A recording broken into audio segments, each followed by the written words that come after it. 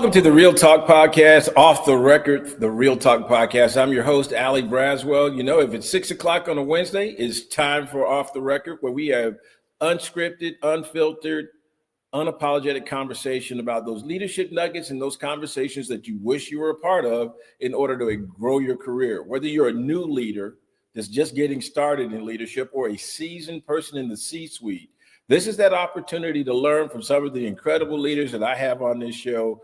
And sitting next to me is just an incredible leader that is going to bring in episode 2 of our Voices of Leadership series. You remember last week we actually sat down and we talked with Daphne Davis, Brigadier General retired. Well, you know what? I went up a level, folks. I went and found another good friend, Major General Robert Edmonson II.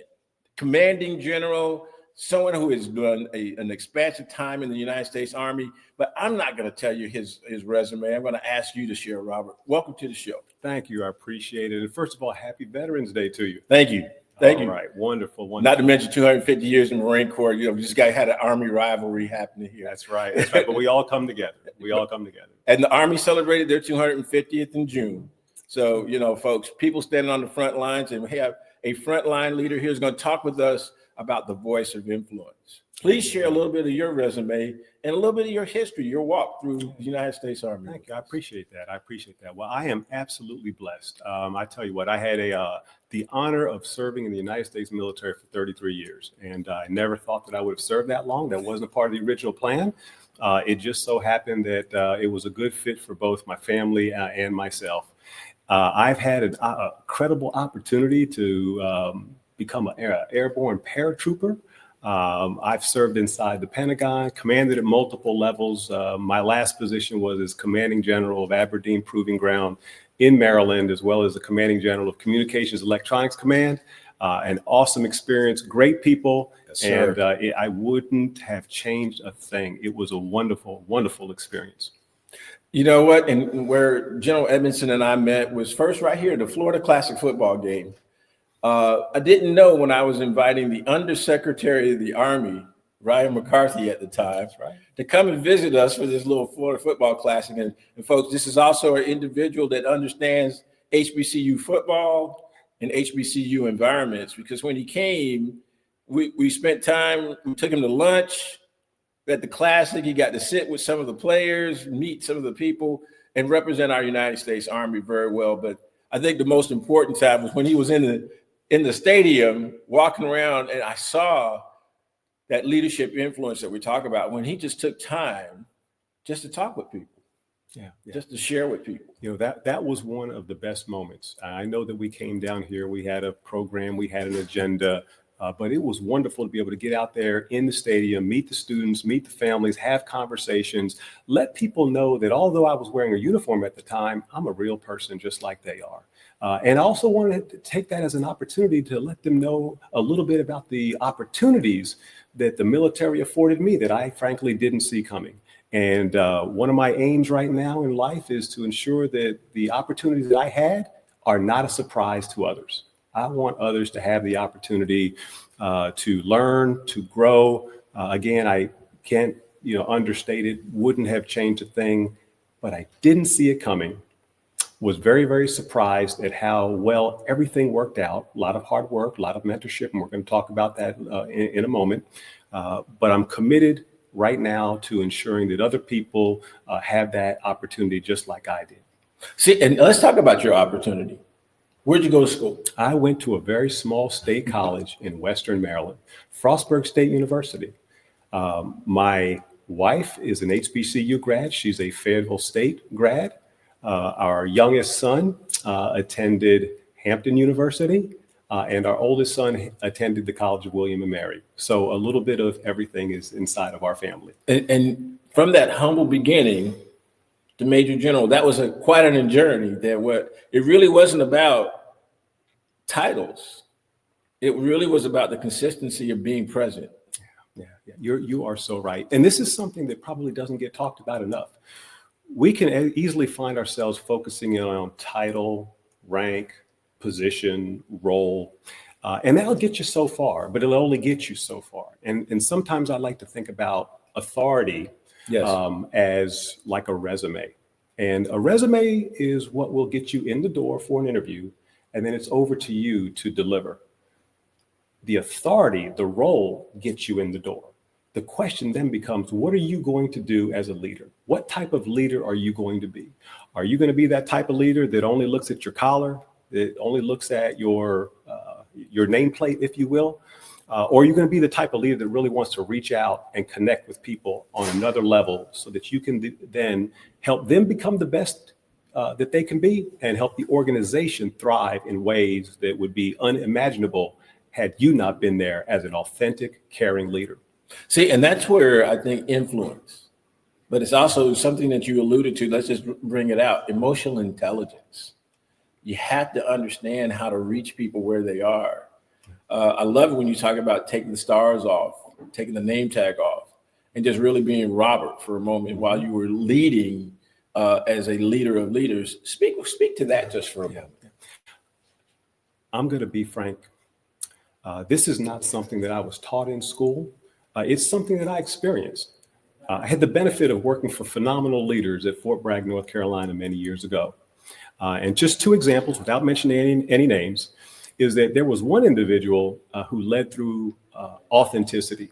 And that individual rose to be a 4-star general. And he was not a 4-star general when we worked together in the 90s, but there was something special about him. And the point here is that as an authentic leader, I never wanted to let him down. As one of his subordinates, what he left with me when he was not in the room, his presence, once he was gone, was to not let that person down, because I knew he was a good leader. I felt like he was a good leader and that he was in it for the right reasons. And so authenticity is something that I learned along the way. While I was also at Fort Bragg during those years, I learned a little bit about connection. I had a boss, another person who rose to a very high level, but he was not at a high level at that time. He connected with me in a way that no one had before. And that's because he was open to wanting to connect with people on their level, meet them where they are. He said to me one day when we were working through a problem, he said, "Robert, I need you to take your job personal, but I don't need you to take it personally." Wow. That. Let's pause. Say that again and talk right there to them directly. This is a golden nugget moment, folks. All right. Do not take your job personal, but take it personally. And that put me in a position to really understand a couple of things. Number one, he really valued me, and he valued what I brought to the team. He knew that we were working through hard IT problems at that time. But he also knew that he didn't want me to walk away believing that I needed to take fault, that I was the problem, that everything that we had to work through that is something that I did not do. No, that's the exact opposite. Right. He knew that my craft, our craft, was tough business. And he was letting me know to take it personal in terms of my professional development. Correct. Take it personal in terms of helping him as the commander understand how he could help me. But don't take it personally to the point where it starts to bring you down and you don't perform as well as you otherwise would. Man, that's such a nugget. So whether you're a brand new leader or you're a seasoned leader, I can't think of it. I've never heard it put better, because a lot of times we'll start to personalize things and take it personally, and it takes us off course. And then we begin to see us not give our best or begin to kind of get into our own head a lot of times. But having the emotional intelligence, your leaders knew how to meet you where you were, give you words of guidance that encouraged and uplifted you. And that's, again, the power of influence. That's right. And look where it took them, though. See, I was told that if you want to get somewhere, it's not about the ribbons you put on your chest. Captain Dempsey Stowers, God rest his soul, told a young E3 in the Marine Corps, as I'm sitting there looking at this incredible resume on his chest. And he says, "I didn't earn a single one. My men did." He says, you want to get somewhere, make sure you uplift other people. Another gentleman that came along later in life for me, John C. Maxwell, says it better: help others get to where they want to be, and you'll arrive where you need to be. That's right. And I think that's what you're talking about here, leveraging your influence to be able to make a difference and make a positive move in that, and so what story from your leadership that they could tell about you when you're not in the room? What would they speak and say about Robert Edmondson? What type of leader would others say about you? Not to put you on the spot, but I appreciate the question. I've spoken about it before, not what people would say about me. I'll get around to that in just a second. But what you're talking about, I believe, is presence. Yes. And I like to define presence, and this is not defined by Merriam-Webster, so I apologize up front. But I've said a couple of times in a number of different settings that presence is the feeling that you have left behind for others to consider in a room while working that you are not in, or a room that you are no longer in with them. What have you left behind? And so when you talk about what people would say about me, I would hope that they would believe, or that they would say that I'm a genuine leader, that I'm an authentic leader, a caring leader, a humble leader, and one that is motivated by doing what is best for the organization and what is best for my subordinates or my team. I come second or third to them all the time. See, and that's what I've always learned and always heard. One of the things, folks, that we want you to take away from this is that golden nugget. We got two of them now. One, it was about, take it personal, give it your best, make sure it's your best effort, but don't take it personally. And then now we're talking about the authenticity of what is being said when you're not in the room. Remember, with the Off the Record, the Real Talk podcast, we talk about the conversations that take place when you leave. And as I shared in one of my books, I was telling people that it's the reputation that arrives before you ever get there, and it's the one they talk about when you leave. And I think that's what you're reflecting on right here. Your reputation will always precede you. Whether you like it or not, the fact of the matter is, once you are hired for a position, considered for a position, or someone knows that you're going to come in and join the team at a certain level, people are going to begin to talk. We're human beings, and they're going to say whatever it is that they feel or whatever they've heard about you. And that's not wrong. It's not bad. It's just something that, can I say, we're talking to leaders right now. This is off the record, right? This is off the record. Let's tell them. Okay. The fact of the matter is, your reputation will arrive before you arrive. That's right. And you only have one reputation. So it's important for you to protect it. Well, and I remember, serving as a civilian aide to the Secretary of the Army as a CASA. A lot of times when we meet general officers, they may or may not be aware of what that role is. And so we had to often win their support or gain their support based upon a resume that was forwarded to them, to let them know who was about to enter the room. And I will tell you that they're not always depending on the aide to just give them everything. People like Rob go and investigate you, look you up on your LinkedIn. They take a look at your social media because they want to know, am I associating my brand with somebody that's going to take me to the next level or help me maintain? So that's so important to tell them that, and that's a piece of influence, folks. So you might say, why is that coming up? Your reputation is a source of influence about who you are. When your reputation will show up before you ever do, whether it's good or where it's not so good. And so one of the things I tell young people, especially new leaders, is be careful what you put in the social media world. Because a lot of times when you're applying for new positions and new roles, people are going to look at that and say, well, I'm getting ready to hire them to be supervisor over others. Well, I might have some questions about their integrity. I might have some questions about their association. And you may not want to hear that, but that's the old head coming out, letting you know, because I want you to be prepared to win at every opportunity that you get a chance. Again, this is that real talk. Well, Allie, what you're also saying is that leadership is not a part-time business. No, it's not. You're not a leader from 9 to 5. And so when you go home at 5 o'clock, whatever it is that you do, whatever it is that you don't do, whatever it is that you post, whatever it is that you don't post. The fact of the matter is leadership is a full-time business. It is something that you can't do part-time. You don't take time off. You don't clock in. You don't clock out as a leader. You are always on display as a leader, and you are always representing something larger than self as a leader.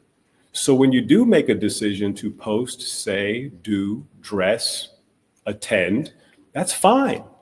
We're not saying don't do that. But what we are saying is understand that it is a part of who you are, it is a part of building your reputation, it is a part of your brand, and it'll become a part of your resume.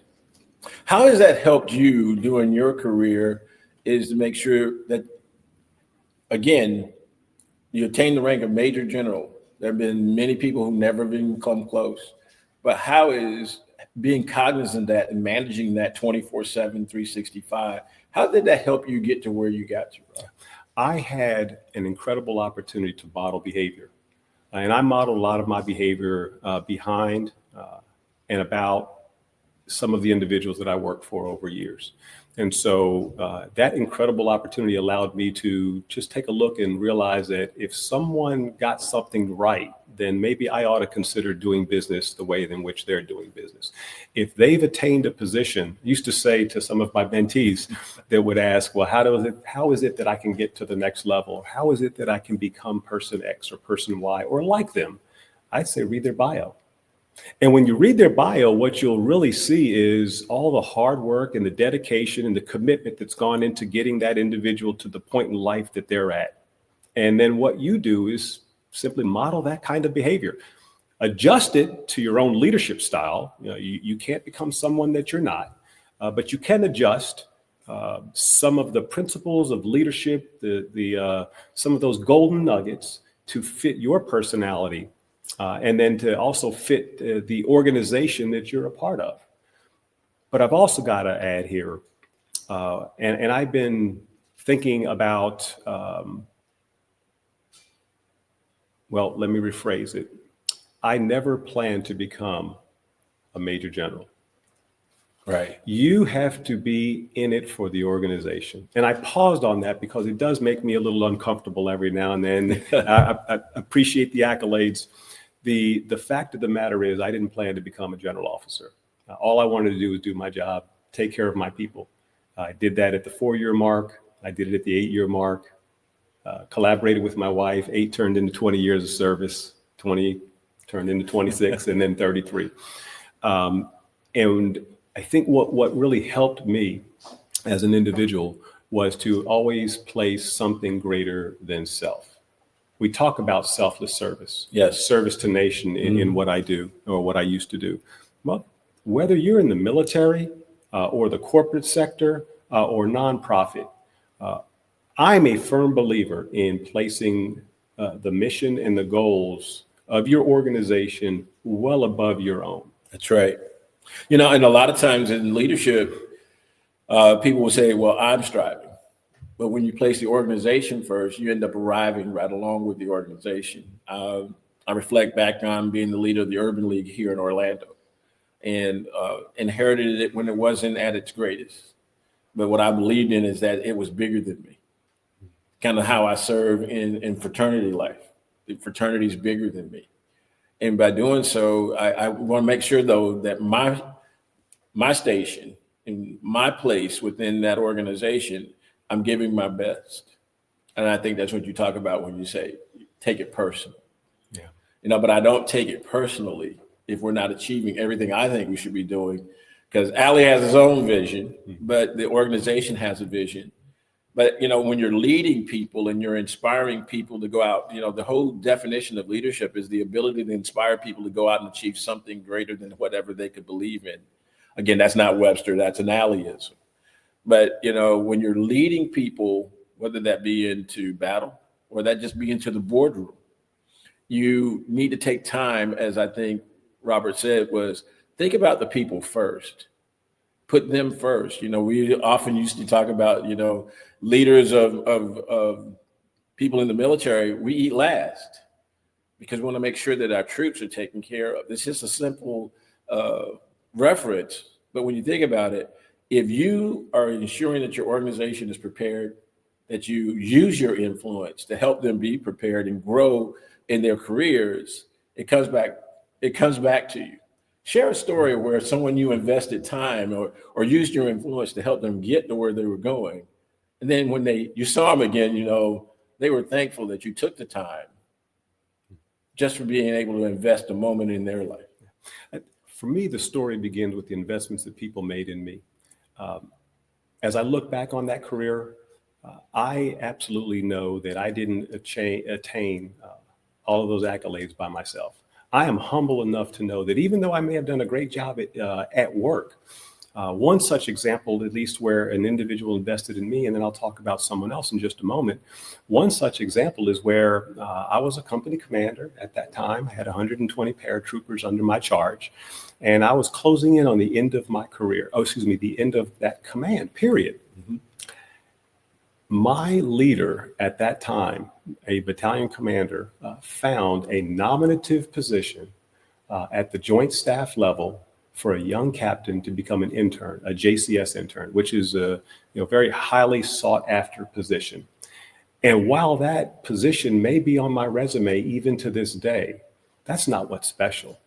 What's special is that my boss went out and found that position for me. I was simply thinking about how can I get back to the Northeast and be close to my family, when he was thinking much longer, much further down the road than myself. And so he made that investment in me, and that's just one of many examples. With regard to people that I have either supervised or mentored over the years, I am incredibly proud to know that while I have retired from the military and moved on to my new career, I did not leave them behind. Awesome. They are in it today. Many of them have been promoted, and that's really what makes me feel the best. And so when I think about how to perhaps measure my impact, I hope, will be felt in the number of people that have continued to advance. Exactly. Continue to advance in that structure, whether it was in the military, which I can really take a close look at who's being promoted today, in the corporate sector, leaving the military and opening up businesses and doing great work, leading as a nonprofit CEO, as an example. But what is most rewarding is the fact that those individuals are out there doing great things. And I really hope many of them can go beyond where I was in the United States military. Folks, you're hearing it right here live on this show, talking about influence. And I think what I would tell you is, Rob, you're still leading with influence. And, whether they're, once you plant that seed in that individual, you just love to see it germinate and grow. And I get to see it as well. With my last corporate position, I got the same opportunities to see people who I brought into the organization who are now serving as executives. Yeah. And the greatest accolade I guess I got paid was, Allie didn't take credit for our work.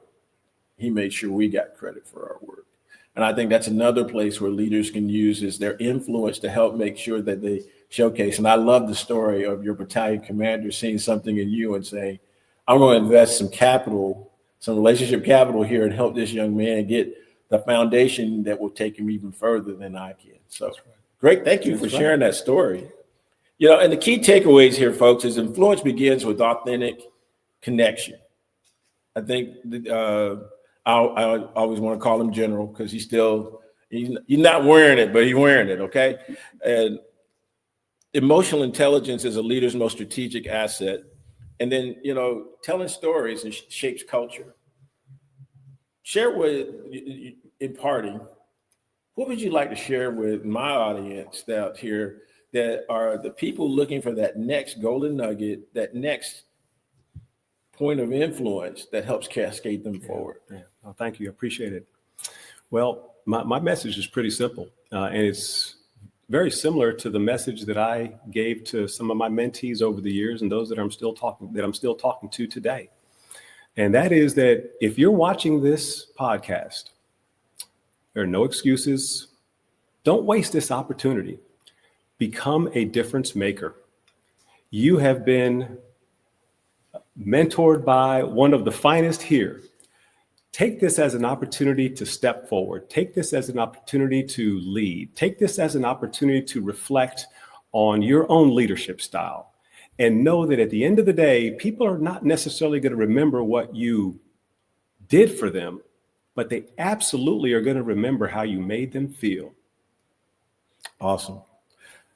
Folks, thank you so much. Please join me wherever you are out there. Go out and hit the like button. And thank Robert for coming in and sharing some of his time. Appreciate it. And folks, as we close this out, I just want you to reflect on, where have you been a point of influence in your life to help others attain? Where have you been a point of reference, or someone has leveraged their influence to help you get to the next level? Ask yourself, and how can I leverage my influence to help others move ahead? Those are true attributes of leaders: authenticity, influence, integrity, honesty. And remember, the reputation gets there long before you ever walk into the room. If it's 6 o'clock on a Wednesday, it's time for Off the Record, the Real Talk podcast with Allie Braswell. I'm your host. I'll see you next week when we'll actually have on Reginald B. McGill, and we're going to be talking about the voice of service. In fact, folks, just for you in the NPHC, that's 2 alphas in a row. I'm going to have to get a Sigma in here somewhere, but appreciate you. Thank you. See you next Wednesday.